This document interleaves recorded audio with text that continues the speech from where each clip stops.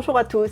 La rentrée littéraire a été très dense cette année encore et nous l'avons largement partagée avec vous dans l'ensemble des bibliothèques de notre réseau. Nous allons nous en éloigner un peu pour aborder la saison des prix littéraires. Les prix littéraires viennent d'être décernés. On vous invite à lire le prix Goncourt de cette année que vous pourrez trouver dans notre catalogue. Mais aujourd'hui, nous avons décidé de vous présenter des prix Goncourt des années précédentes qui nous ont émus, marqués ou fait voyager.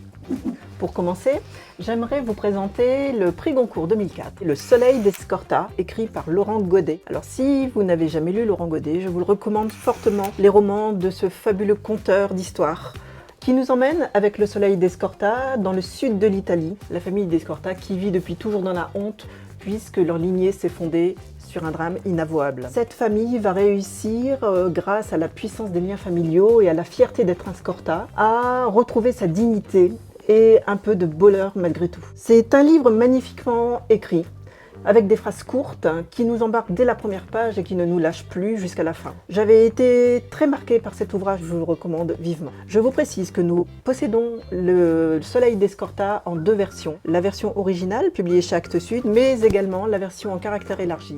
Alors, je voulais vous parler du roman d'Alexis Génie, L'Art français de la guerre, qui a obtenu le prix Goncourt en 2011. C'est l'histoire d'amitié entre un jeune homme désœuvré et un ancien paramilitaire. Donc c'est une histoire de transmission, donc de transmission de l'histoire d'une génération à une autre. L'idée, c'est de voir qu'il existe des échos du passé dans la confusion actuelle. Ce que j'ai beaucoup aimé dans ce livre-là, dont je pensais à l'époque et dont je pense toujours que tous les jeunes de notre pays devraient l'avoir lu, c'est que la façon de présenter les choses n'est pas manichéenne. Le personnage convaincant du roman, c'est cet ancien militaire pour qui on éprouve de la sympathie au fil des pages, malgré les exactions qu'il a commises dans sa vie. Ce que l'auteur essaye de faire, c'est de nous faire sentir comment classer en religion, en race, etc. Ce n'est pas pensé vraiment, mais à la fois, il nous met en garde contre tous les discours simplistes autour de ces questions. C'est aussi un roman d'aventure, et je trouve qu'il a assez bien réussi, parce qu'il nous promène comme ça dans le récit historique de la France, raconté par ce